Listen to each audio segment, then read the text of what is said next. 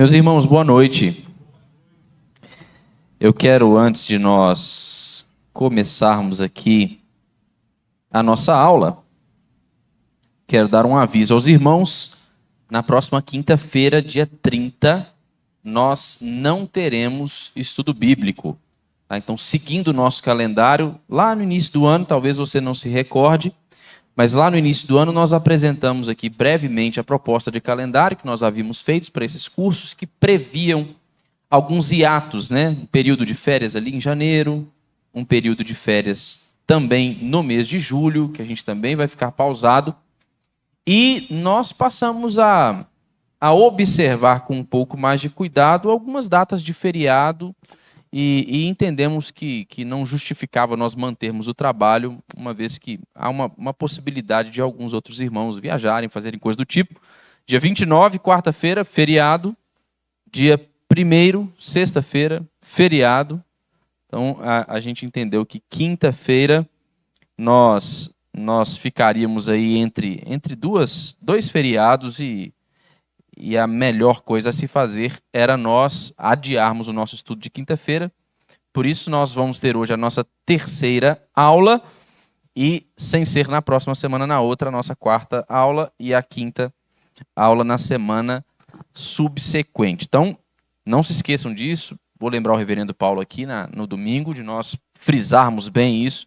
Quinta-feira que vem nós não temos aula aqui no nosso curso de discipulado cristão, Como Viveremos.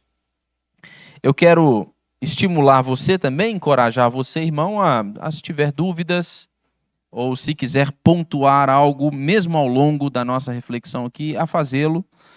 Eu sei que eu falo bastante e falo muito rápido, às vezes despejo muito conteúdo. Vou me esforçar para ser um pouco mais cuidadoso hoje com o tempo, mas eu quero estimular você a participar, a fazer suas perguntas. Elas são muito úteis para a nossa reflexão, especialmente para a gente que deseja que esse tempo aqui seja um tempo em que toda a nossa instrução ela seja o mais clara possível, bastante prática, e com certeza sua interação pode nos ajudar aí nesse processo de entendermos melhor o que o Senhor quer nos ensinar na Escritura. Hoje, nós não vamos contar com o recurso visual dos nossos slides. Eu havia preparado um conteúdo. Hoje, revisitando o meu conteúdo, eu mudei a direção da minha aula, pelo menos em alguns pontos, mas ao mudar a direção, não mexi nos meus slides, falei, vai sem, tá tudo certo. Mas na semana passada nós conversamos um pouco sobre o custo de seguir a Jesus, né? Então, a nossa primeira aula foi compreender qual que é a natureza concreta do discipulado cristão, que é ser um discípulo de Jesus, o que significa o chamado de Jesus para os crentes. E a gente fez algumas considerações na semana passada a respeito do custo de seguir a Jesus. Antes de nós firmarmos um compromisso com Jesus, e um compromisso tão sério como esse, nós precisamos considerar tudo o que está envolvido nesse nosso ato de seguir a Jesus. Por isso que a gente refletiu um pouco sobre isso na semana passada. E longe de querer voltar o nosso olhar contra a natureza da graça de Jesus e do Evangelho, quando nós estamos refletindo sobre compromissos que nós devemos assumir quando nós seguimos a Jesus, o que nós queremos de fato é fazer uma correta distinção entre o que o Bonhoeffer ele chama no livro dele de graça barata e de uma graça verdadeira. A graça barata, segundo o Bonhoeffer, é uma graça que não exige de nenhum dos discípulos de Jesus qualquer tipo de compromisso, de obediência. Ela não atinge, não afeta o estilo de vida daquele indivíduo que diz ter passado a ser um discípulo de Jesus. Ele vai mostrar que isso é um problema e que observar as exigências do discipulado não necessariamente é um ataque à graça que o nosso Pai nos concede no Filho, por meio dessa ação soberana da salvação, na qual nós não somos agentes ativos enquanto pessoas responsáveis por conquistarem a própria salvação. Mas nós somos, sim, participantes ativos nessa obra da salvação, no nosso trabalho de desenvolvê-la, de aprendermos com Jesus, de nos tornarmos pessoas mais parecidas com Jesus. Isso envolve uma série de compromissos que nós não podemos desprezar. Então, essa confusão que às vezes a gente pode vir a fazer a respeito da natureza concreta do discipulado cristão é o que acaba causando uma experiência religiosa muito frágil, muito vazia de significado, muito vazia de uma compreensão bíblica mais robusta. Nós precisamos considerar qual é o nosso papel, uma vez que nós fomos atraídos pela graça de nosso Senhor Jesus Cristo para nos tornarmos seus seguidores, para nos tornarmos seus discípulos. Então, sim.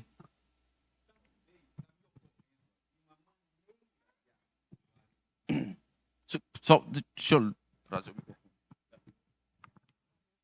Talvez uma maneira de articular esse ponto que você está fazendo agora seria a gente dizer o seguinte: nós somos salvos pela fé somente. O que eu tenho que fazer? Eu tenho que crer em Jesus. Mas a fé que salva implica compromisso. Se eu digo que creio em Jesus e não me comprometo com ele, eu creio coisa nenhuma. Tiago disse: a fé sem obra é morta. Uma fé que não envolve compromisso, isso não é fé. Isso não salva ninguém. Então, somos salvos somente pela fé. Mas a fé que salva, ela vem acompanhada de comprometimento. Eu estava chegando lá. Não tem problema não.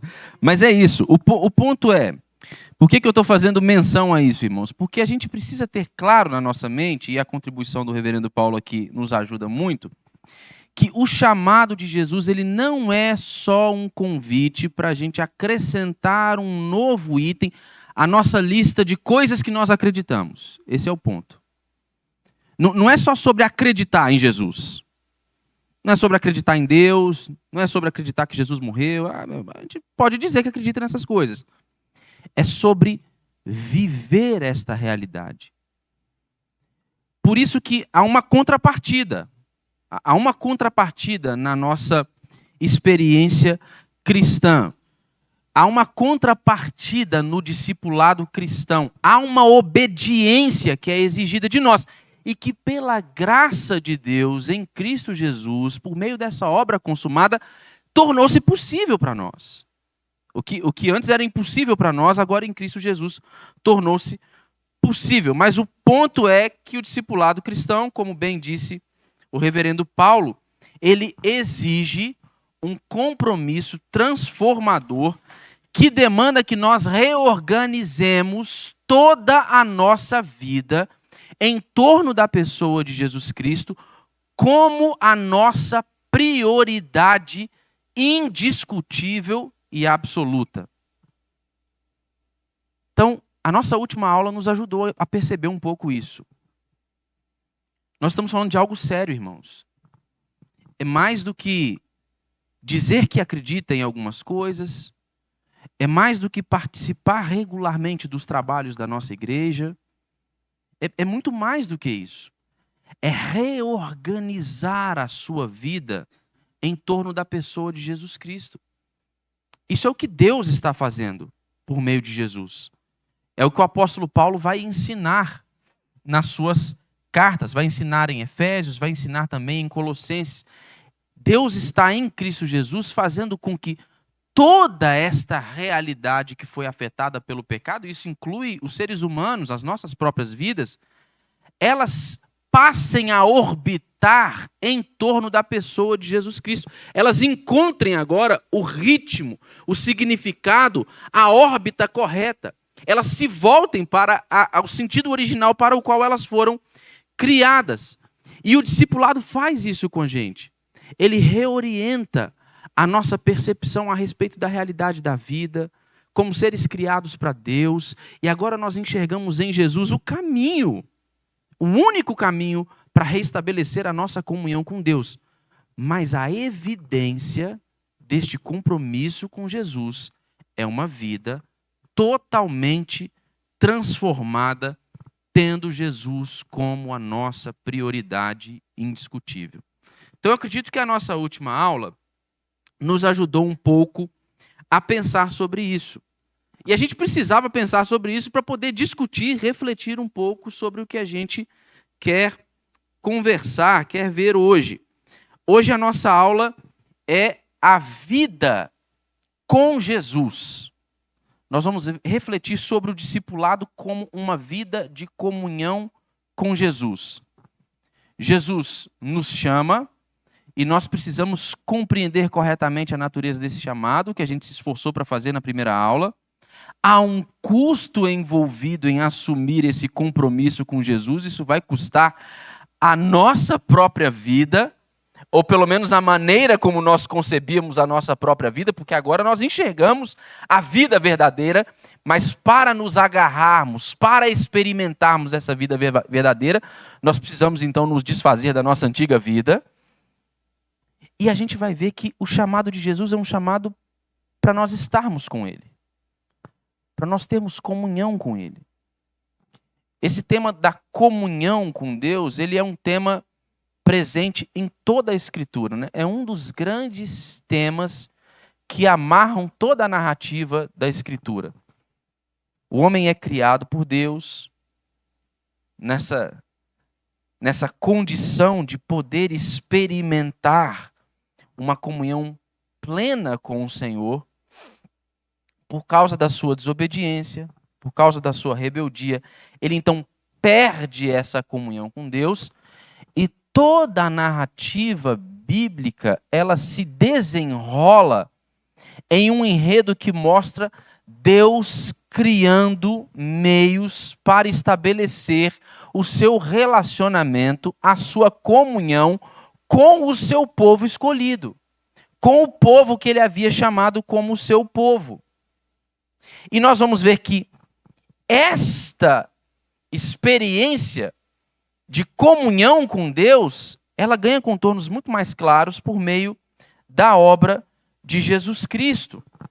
E a nossa comunhão com Jesus hoje, aquela comunhão que é possível para nós, ela é como se fosse um ensaio, é como se fosse uma sombra de uma realidade que ainda está para ser consumada. O que o povo de Jesus experimenta de comunhão com Ele, fazendo parte, né, dessa comunhão das pessoas da Trindade, é apenas uma sombra de uma realidade que vai se expandir para todo o cosmos.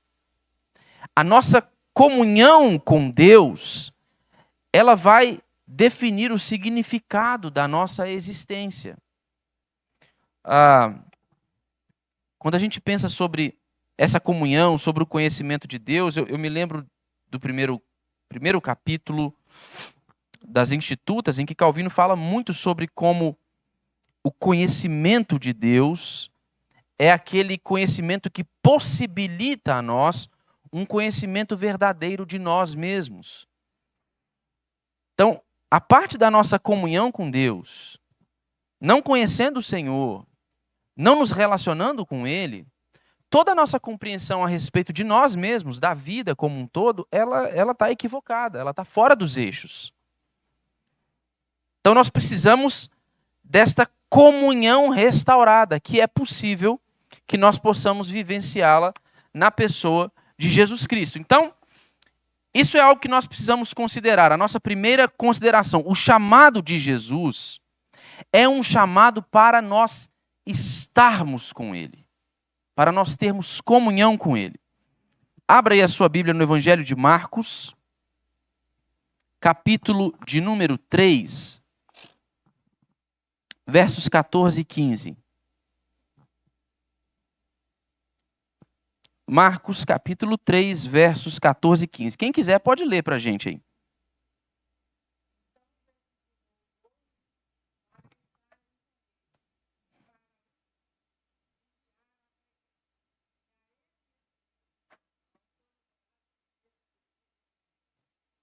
Então veja só, antes da missão, antes da tarefa que Jesus haveria, há uma tarefa, há um trabalho para os seguidores, para os aprendizes, para os alunos de Jesus. Mas antes do trabalho, o que é que o evangelista Marcos está nos dizendo? Que Jesus separou alguns homens para o quê? Para estarem com ele. Antes disso, antes de qualquer coisa que precisasse ser feita, Jesus chama os seus discípulos para passarem tempo com ele, para ouvirem as suas palavras, para aprenderem por meio dos seus ensinamentos. Então, esta nossa relação de associação com Jesus, em que nós somos educados pelas palavras de Jesus, ela somente é possível quando a gente passa tempo com Jesus. Quando nós temos comunhão com Jesus. Veja o Evangelho de João, capítulo de número 1, verso 35 a 39.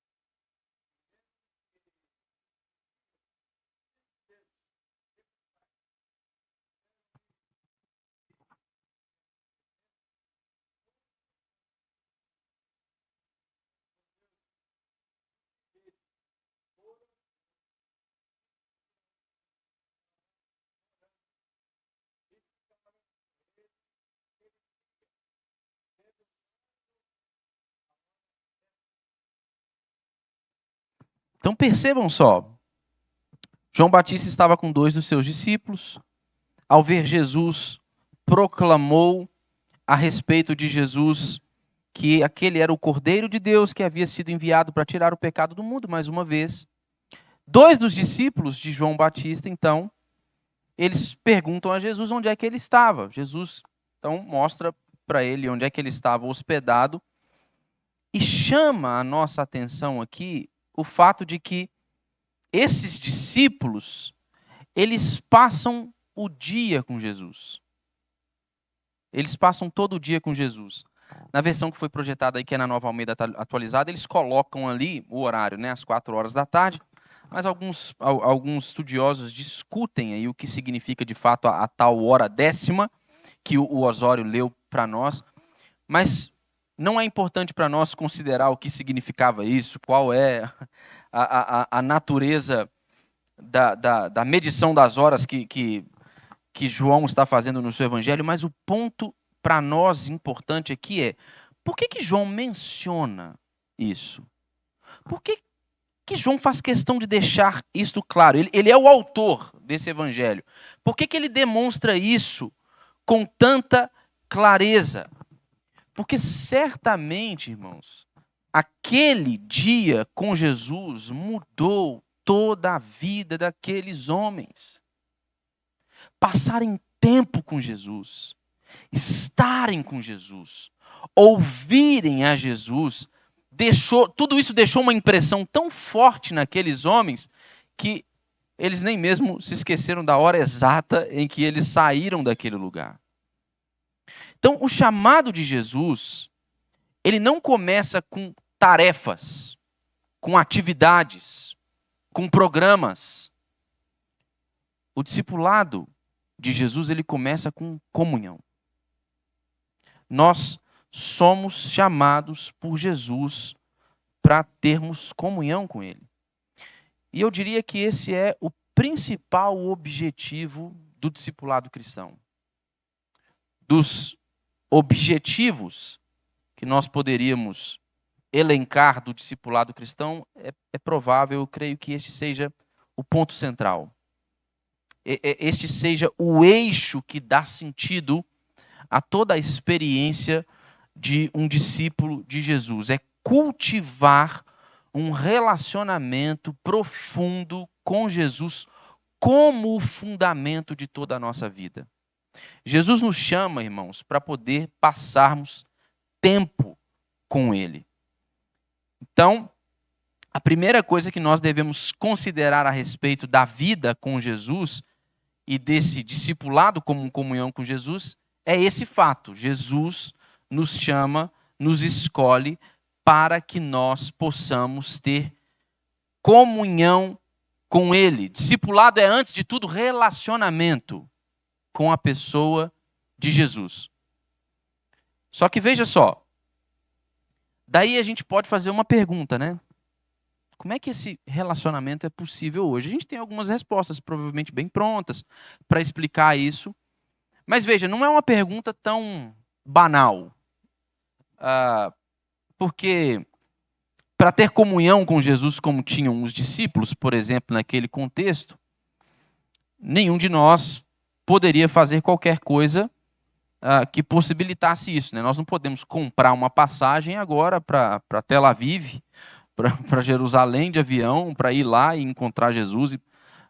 Como é? O ponto é, né? Como é que nós cultivamos comunhão com Jesus? Como é que nós experimentamos comunhão com Jesus hoje? E a resposta para nós, irmãos, está na obra do Espírito Santo. Nós precisamos considerar este fato. Jesus nos chama para termos comunhão com Ele. Mas como é que nós desfrutamos dessa comunhão com Jesus? Por meio da obra do Espírito Santo. Viver em comunhão com Jesus, irmãos, é viver com a consciência de que nós nos tornamos um templo da habitação do Espírito Santo. Este Espírito nos une à pessoa de Jesus Cristo, e é essa união com Cristo que nos insere na esfera do relacionamento da Trindade. A Trindade é uma comunidade, né, de amor abnegado. Pai, Filho e Espírito Santo são pessoas que compõem esta divindade, são um só Deus, amando e servindo uns aos outros por toda a eternidade. Quando o Espírito Santo ele é enviado para habitar em nós, então o que é que acontece? Nós somos unidos a Cristo e nós passamos a fazer parte dessa comunhão intratrinitária. Então, a nossa comunhão com Jesus, ela somente é possível por meio da habitação do Espírito. Quer ver? Abra aí a sua Bíblia em João, no capítulo de número 14.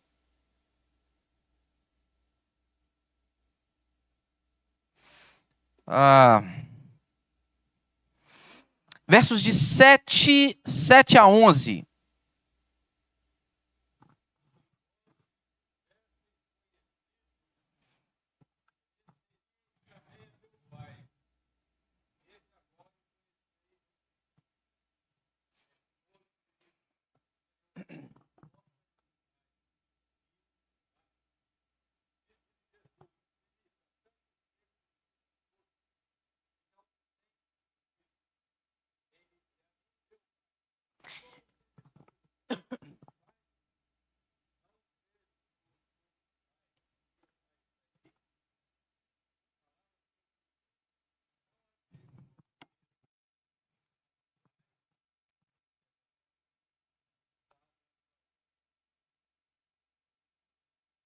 Pode ler.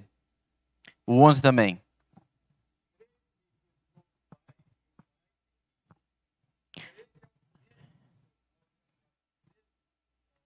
Agora, Osório, por favor, vai até o versículo de número 16 e leia até o versículo 20 para a gente.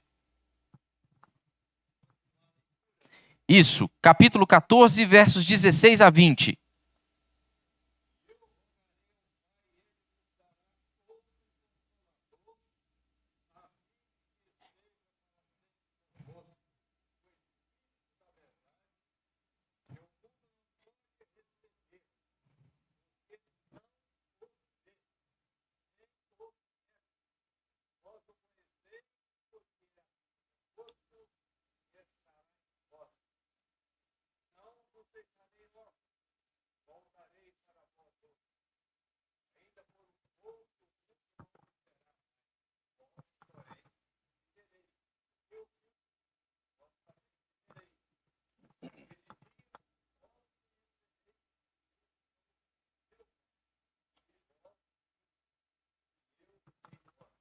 Então observe, irmãos, o que eu disse a vocês, como essa comunhão com Jesus é possível nos dias de hoje?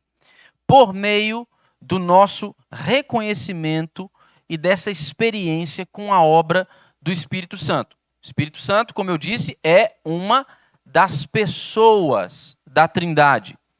Mas ele, em essência, é Deus, tal qual o Pai e o Filho também são Deus. Aí observe o texto que o Osório leu para nós aqui.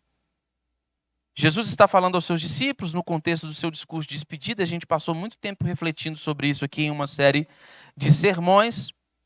E Jesus chega num dado momento e deixa claro para os seus discípulos que tanto ele, o Filho, como o Pai são um só Deus.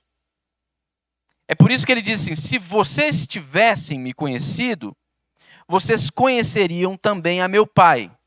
Aí ele diz assim: desde agora o conheceis e o tendes visto. Desde agora por quê? Porque Jesus estava com eles.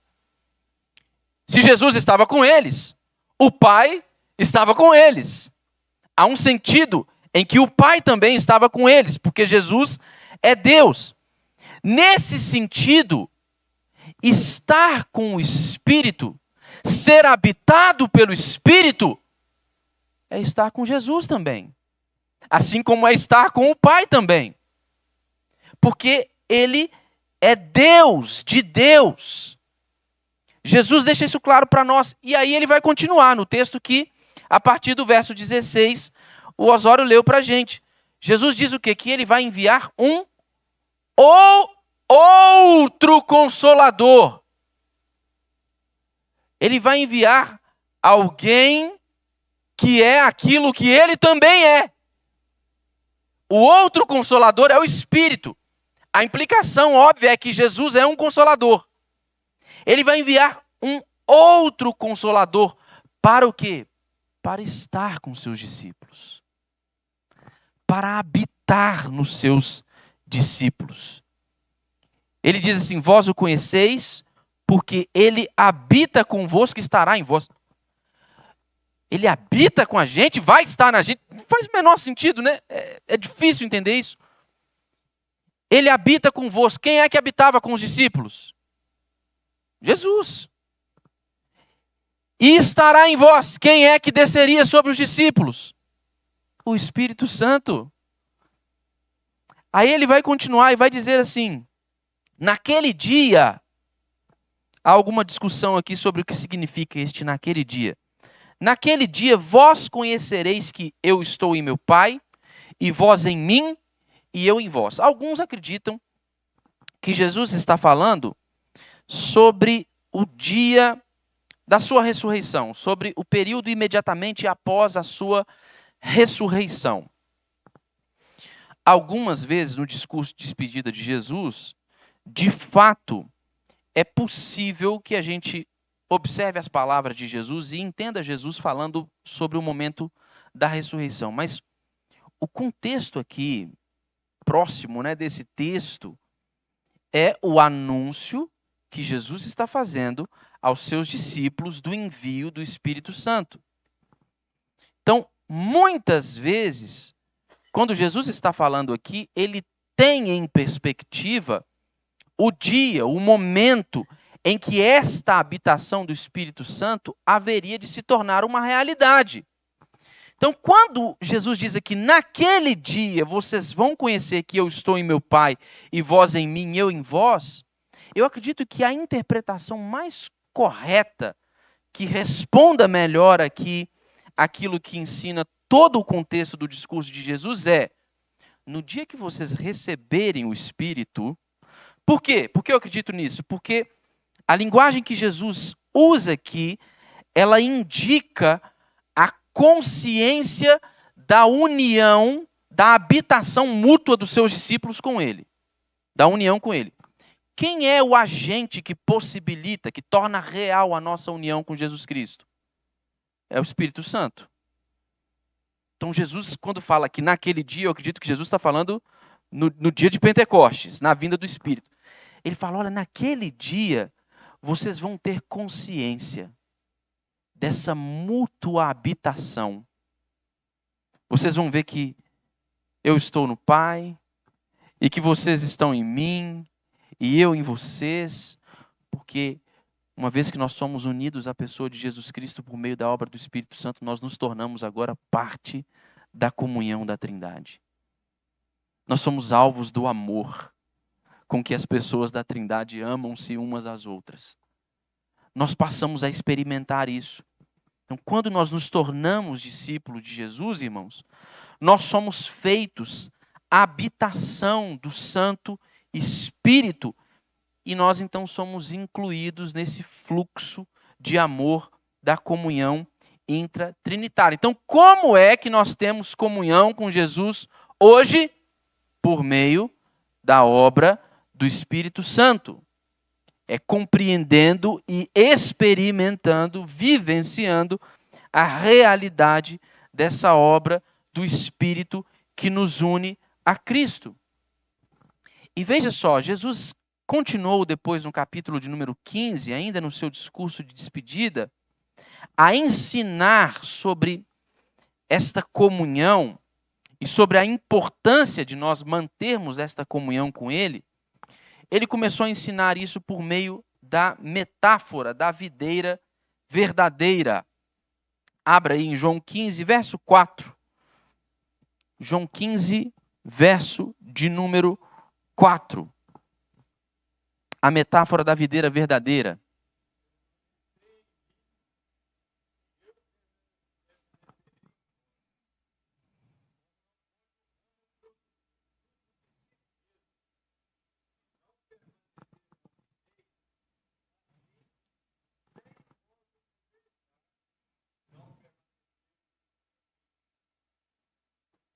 Então vejam só, Jesus usa essa metáfora aqui de uma vinícola, irmãos, para poder indicar a necessidade de um ramo permanecer na videira para ele poder dar muito fruto. E Jesus diz o quê? Que ele é a videira verdadeira e os discípulos são os seus ramos, indicando que a comunhão de Jesus com os seus discípulos, a união de Jesus com os seus discípulos, é o que possibilita a vida frutífera desses homens, como discípulos, seguidores, amigos de Jesus. E aí ele diz no verso 4, permanecei em mim e eu permanecerei em vós. Qual é a ênfase de Jesus aqui? A ênfase aqui é para que nós façamos morada na presença de Jesus por meio do Espírito Santo de maneira constante, irmãos, ininterrupta. Irmãos, vejam só, essa é uma realidade profunda. Essa é uma comunhão verdadeira, irmãos. Nós não estamos falando de um conto qualquer, uma historinha qualquer. Essa é uma realidade que nós experimentamos hoje. Nós que somos discípulos de Jesus hoje, nós não estamos seguindo um mestre ausente, ele está presente. Ele continua conosco. Ele está constantemente conosco. Nós não estamos distantes de Jesus. Ele estabeleceu a sua habitação em nós. Ele cumpriu a sua promessa feita aos seus discípulos de que não haveria de deixar aqueles homens órfãos, de que iria estar com aqueles homens todos os dias até a consumação dos tempos. É assim que nós experimentamos a nossa comunhão com Jesus. Nós vivemos uma comunhão real com Jesus, por meio do Espírito. É uma comunhão espiritual. Só que, embora essa comunhão, irmãos, ela seja o resultado dessa obra transformadora do Espírito Santo, essa comunhão não acontece de forma automática, não. Em que sentido que eu estou dizendo isso para vocês? Nós devemos, sabe, irmãos, aprender a viver com Jesus em todo tempo e em qualquer lugar. Ela exige alguns compromissos dos discípulos. Ela exige de nós uma contrapartida também. Essa vida de comunhão com Jesus, ela é uma vida que precisa ser cultivada. E como é que ela é cultivada? Ela é cultivada através de disciplinas espirituais. E aqui a gente percebe, pode fazer algumas considerações a respeito do poder que o hábito tem na nossa experiência de comunhão com Jesus. Se você acredita que tornar-se um discípulo de Jesus é uma sucessão de eventos automáticos uma vez que você passa a acreditar em Jesus, você está equivocado. Há uma série de compromissos que Jesus exige dos seus discípulos. E essa comunhão que é um dom da graça de Deus, por meio da obra do Espírito, ainda assim ela requer cultivo. E por isso nós precisamos olhar para a nossa prática das disciplinas espirituais, dos meios de graça, como práticas que visam a formação de hábitos. Sabe, nós aprendemos a fazer e repetir aquelas coisas que nós precisamos repetir para cultivarmos a nossa comunhão com Jesus até que elas se tornem parte da nossa vida. Nós reorganizamos a nossa vida em torno da pessoa de Jesus. Nós recondicionamos o nosso cérebro, a nossa mente, nossas afeições. Existe gente da área da ciência que vai dizer, por exemplo, que para você vencer um determinado vício, não basta simplesmente você abandonar aquela prática. Você, ao abandonar aquela prática, vai necessariamente ocupar aquele espaço com algum outro hábito. Então, a melhor maneira de vencer maus hábitos é cultivando bons hábitos. Se você abandona um mau hábito, mas ele dá lugar a um outro mau hábito, você não resolveu o seu problema. E a experiência da comunhão com Jesus, ela é uma experiência prática, irmãos. Ela requer prática.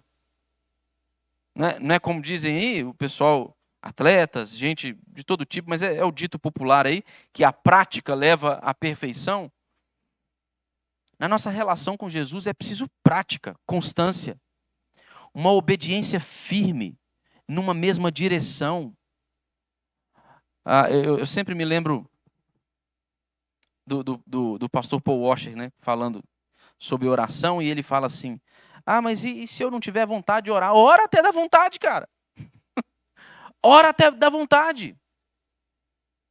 Para cultivarmos a nossa comunhão com Jesus, isso vai exigir de nós que às vezes nós façamos as coisas sem vontade. Sem vontade de fazê-las. Até que a gente encontre prazer nelas. Até que a gente aprenda o valor delas. Até que a nossa comunhão com Jesus ela comece a moldar as nossas afeições. A redefinir o jeito que a gente olha para a vida à nossa volta. Mas isso requer prática. Então, a experiência de comunhão com Jesus, ela não é automática e ela não se trata apenas de alguns momentos extraordinários na nossa vida, mas ela deve se refletir na nossa vida cotidiana. Por quê, irmãos? Porque todos nós somos seres criados por Deus e movidos por hábitos. Todos nós somos seres, indivíduos movidos por hábitos. O John Mark Comer, que eu já citei ele aqui, que tem um livro que fala muito sobre discipulado e ele fala, o livro se chama Praticando o Caminho. Ele diz que todos nós estamos permanecendo em algo ou em algum lugar. Eu já disse aqui aos irmãos em uma outra ocasião que ele disse no livro dele que se nós não estamos sendo intencionalmente formados por Jesus, certamente nós estamos sendo formados por alguma outra coisa ou por um outro alguém. Nós já refletimos sobre isso aqui.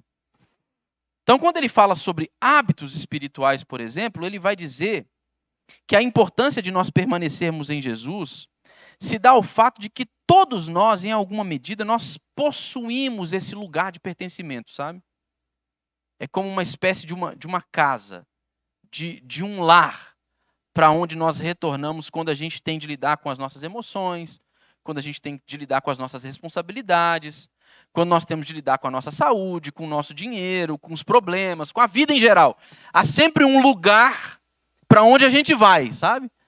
Na nossa mente, assim. A gente tem esse vínculo de pertencimento com algum lugar. Por isso ele diz que é importante nós fincarmos as nossas raízes na nossa comunhão com Jesus Cristo.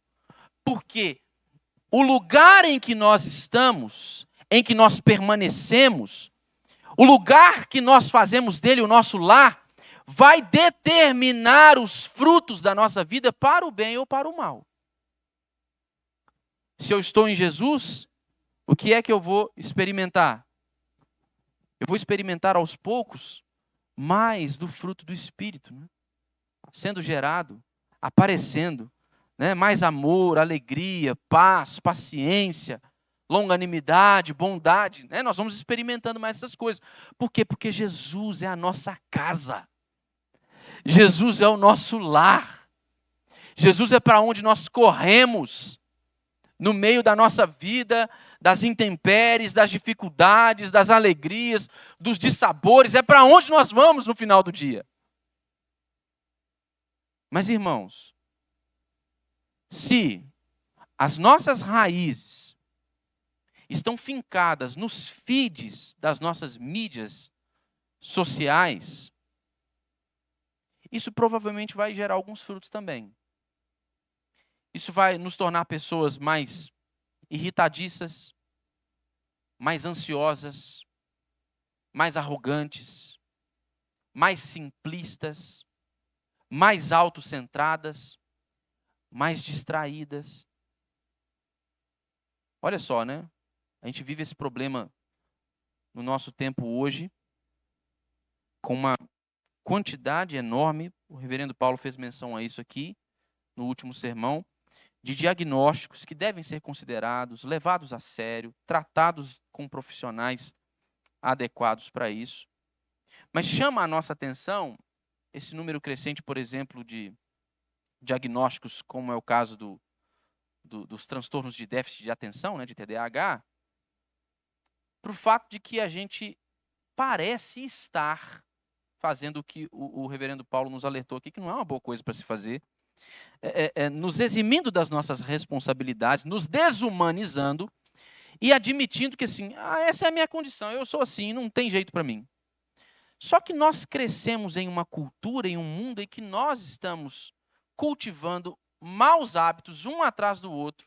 Nós vivemos presos a esses aparelhos.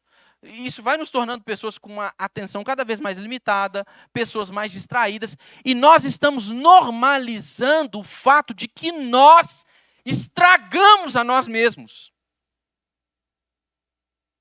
Nós fizemos isso. Já pararam para pensar nisso? Irmão, olha, é provável que o seu celular tenha isso. Toda semana, eu não sei nem como é que eu fiz isso. Acho que foi Deus, não fui eu não. Toda semana eu recebo um relatório das minhas atividades. Meu celular atualizou uma vez, eu comecei a receber um relatório das minhas atividades toda semana. E no domingo, no dia do Senhor, eu recebo esse relatório. Irmãos, a gente tem a ligeira impressão assim, né, de que a gente passa pouco tempo no celular, né? Porque a gente pega em momentos espaçados do dia para responder uma mensagem, para fazer um negócio, tal, tal. Eu lembro da primeira vez olhando para o meu relatório de atividades e vendo a média diária de tempo que eu gastei no meu celular. Eu duvido que, se você tiver esse recurso no seu aparelho e usar isso, você não vai se assustar também quando você perceber quanto tempo você gasta com o seu celular na mão. O Dallas Willard diz que essa correria, essa falta de tempo, é o grande inimigo do nosso tempo para a nossa vida espiritual, para a nossa comunhão com Jesus. O John Piper disse um tempo atrás que o Twitter e o Facebook, eles seriam uma grande prova no juízo de Deus de que a desculpa do não tive tempo, ela não era uma desculpa boa o bastante. Se nós fincamos a nossa raiz as nossas raízes nesses lugares, é esse tipo de fruto que nós vamos ver. Se nós estivermos enraizados, irmãos, nas filas de episódios intermináveis das nossas plataformas de streaming, aquela lista de filme que nós queremos assistir, isso é bom, tá? Eu faço isso em casa, assisto séries e filmes em muitas ocasiões, é o meu tempo de relaxamento com minha esposa. Mas às vezes a gente faz isso de maneira tão desordenada. A gente não considera as implicações que isso vai ter para o nosso tempo. E nós ficamos ali, e quando menos percebemos, a gente já não está nem tanto prestando atenção naquilo que a gente está vendo. A gente está procurando uma coisa qualquer para poder passar ali na televisão. Por quê? Porque criou-se este mau hábito. E se as nossas raízes estão fincadas nesse lugar, sabe, irmãos, o que vai acontecer? Sabe quais serão os frutos? Nós vamos nos tornar pessoas mais lascivas, inquietas, entediadas, nunca presentes para as coisas reais. Mesmo quando a gente está aqui interagindo, conversando um com o outro, você já teve essa experiência, parece que nós não estamos presentes, né? Já teve essa experiência com alguém? Está no mesmo lugar, conversando ao redor de uma mesa, e a pessoa está no celular, ou pensando em outra coisa, ou distante. Por quê? Porque nós normalizamos estes maus hábitos. E, de alguma maneira, esse é um sintoma do nosso tempo.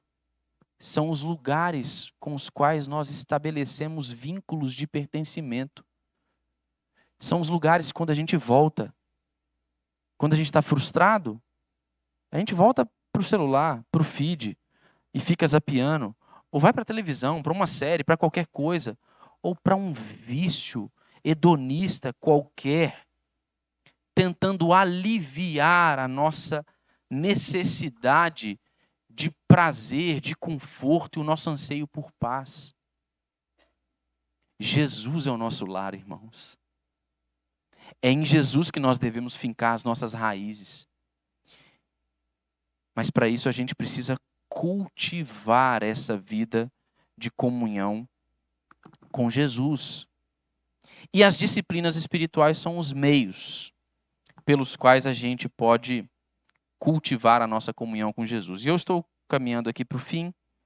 Vou fazer menção somente a duas disciplinas espirituais: a oração e a leitura da Bíblia, da Escritura. Existem outras, mas eu quero cumprir aqui a minha palavra com os irmãos. Todos nós precisamos de disciplinas espirituais se nós queremos cultivar uma vida de comunhão com Jesus, como discípulos de Jesus. E de todas as disciplinas, que são igualmente importantes, é muito comum que nós reflitamos sobre a nossa necessidade de uma experiência de leitura constante da Bíblia e de oração. E a Bíblia vai nos ensinar a respeito dessas práticas de muitas maneiras, porque elas possuem muitas facetas, muitas camadas. Você tem uma leitura mais dinâmica, devocional, você tem uma leitura orante, você tem leituras comunitárias, você tem a meditação no texto da Bíblia, por exemplo. Mas o ponto é, Deus é um Deus que fala. Deus, ele se comunica. E Deus, ele se revela por meio da sua fala, por meio da sua palavra. Não só se revela, mas a Escritura nos ensina que Deus, ele cria, sustenta, transforma todas as coisas pelo poder da sua palavra. E esta palavra, ela alcança o seu ponto máximo, esta revelação alcança o seu ponto máximo na pessoa de Jesus Cristo, que é descrita na Escritura como sendo o Verbo de Deus, o Logos, a palavra que se fez carne. E hoje nós temos a Escritura, sem a qual a gente ia perder o verdadeiro Evangelho, o verdadeiro Cristo, o verdadeiro Deus e, por como consequência, o verdadeiro discipulado. Porque o que se pode conhecer da pessoa de Jesus Cristo, que é o ápice dessa revelação de Deus como a sua palavra encarnada, é conhecido na Escritura. E para nós cultivarmos comunhão com Jesus, irmãos, nós precisamos ouvir Jesus. Nós precisamos considerar as palavras de Jesus.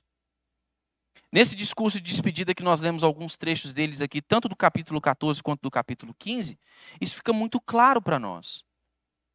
Jesus vai deixar claro, por exemplo, no capítulo 15, que nós sabemos que permanecemos nele quando nós fazemos o quê? Quando nós obedecemos, quando nós guardamos e obedecemos as suas palavras.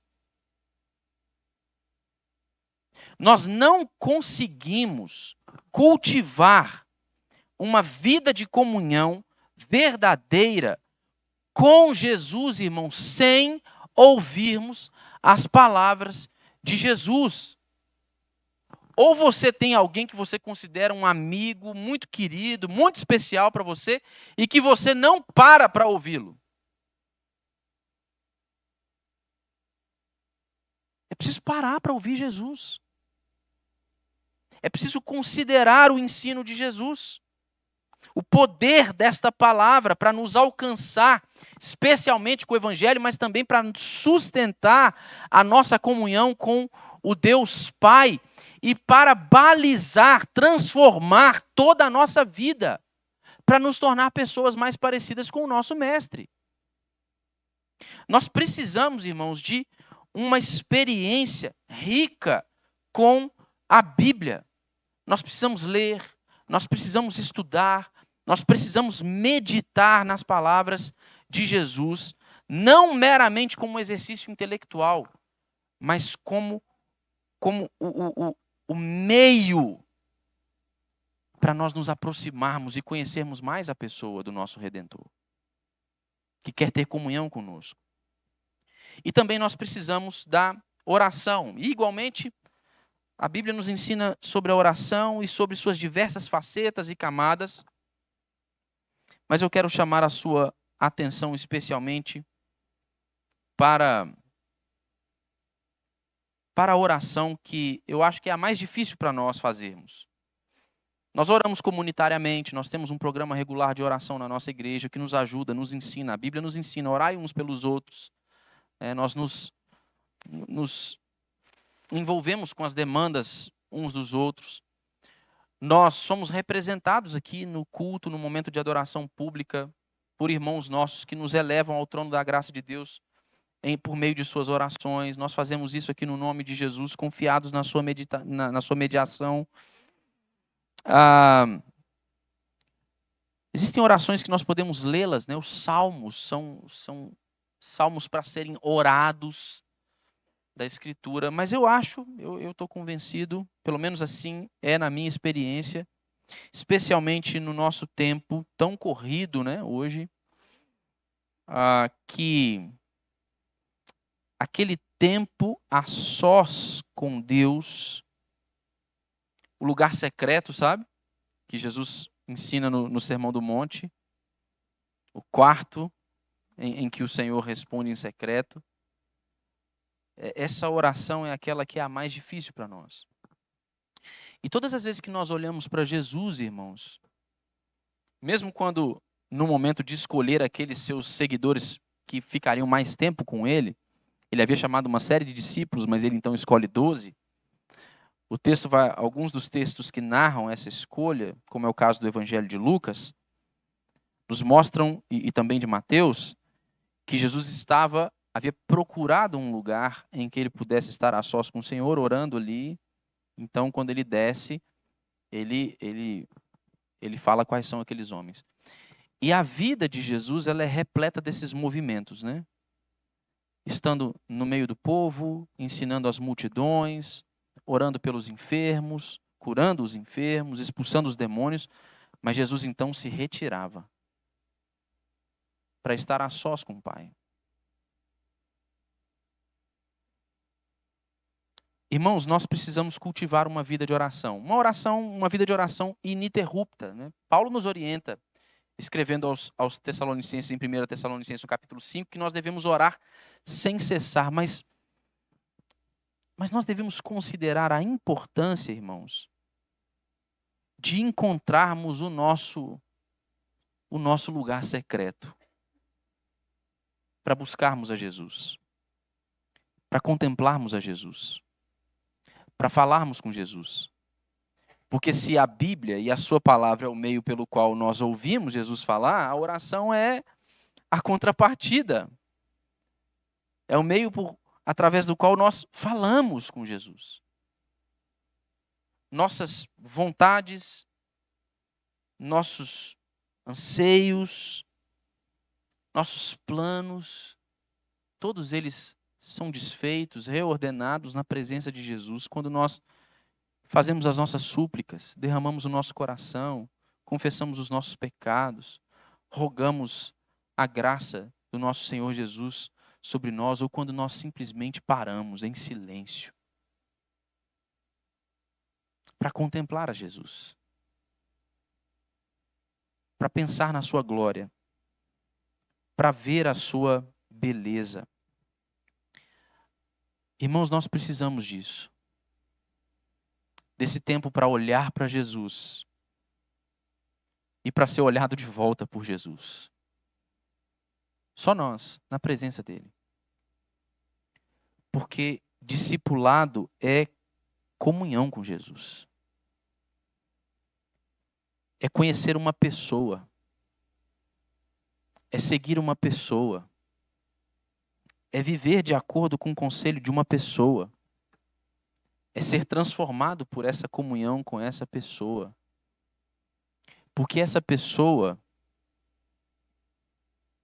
é Deus. É o bem mais precioso que qualquer um de nós poderia encontrar. E nenhum de nós, irmãos, nenhum de nós pode afirmar sem mentir que Jesus é o nosso bem mais precioso se nós não temos tempo para Ele. Se nós não temos tempo com Ele. Nós precisamos dessas disciplinas espirituais e do cultivo de hábitos espirituais se nós queremos experimentar esta comunhão para a qual Jesus nos convida. E eu acredito, assim como diz o Dallas Willard, que se nós queremos, de fato, experimentar essa comunhão com Jesus, nós precisamos nos tornar conscientes de que o chamado de Jesus é um chamado não para nós fazermos mais coisas, mas para nós fazermos menos coisas. A gente acha que quando nós nos convertemos, a gente passa a seguir a Jesus, agora nós temos uma lista de tarefas, sabe? De coisas que precisam ser acrescidas à nossa vida e que nós precisamos fazê-las agora. Mas eu estou convencido que o chamado de Jesus é um chamado para nós fazermos menos coisas. Para nós apagarmos alguns itens das nossas listas de tarefas. Para nós reorganizarmos o nosso tempo. Para nós repensarmos as nossas prioridades. Para nós abrirmos cada vez mais espaço para essa experiência transformadora da comunhão com Jesus na nossa vida.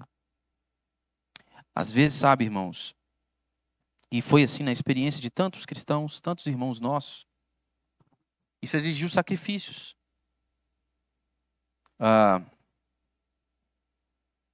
O Comer, o John Mark Comer, que escreveu Praticando o Caminho, ele fala que algumas vezes na experiência dele, ele abandonou o próprio emprego, quando ele percebeu que aquilo era um problema, era um empecilho, era um dificultador, quando aquilo estava tomando mais tempo dele do que deveria tomar. Essa é uma medida muito drástica, é claro. E eu espero que nenhum de nós tenha de fazer e tomar medidas como essas. Mas e o nosso celular? E as plataformas de streaming que nós podemos cancelar? E o nosso tempo ocioso, sem fazer nada, jogando conversa fora, nossas conversas tolas, vãs, todas essas coisas são coisas que Jesus está nos convidando a abandonarmos para estarmos com Ele, para ficarmos com Ele. Maria entendeu isso. Algumas tarefas legítimas. Ela entendeu que era melhor que deixassem de serem feitas, para que ela pudesse estar aos pés de Jesus. E ela fez bem, porque Jesus repreendeu Marta, que estava agitada, fazendo muitas coisas. Esse chamado de Jesus a termos comunhão com Ele, irmãos, não é um chamado para nós fazermos mais coisas, é um chamado para nós fazermos as coisas certas, para nós remirmos o nosso tempo, tendo como prioridade indiscutível e absoluta estar com Jesus, para que essa comunhão com Jesus transforme a nossa vida. E a gente vai conversar sobre isso na nossa próxima aula. Nós vamos falar sobre essa vida transformada por meio da nossa comunhão com Jesus, a imitação de Cristo, né? Essa vida de conformação com a pessoa de Jesus Cristo.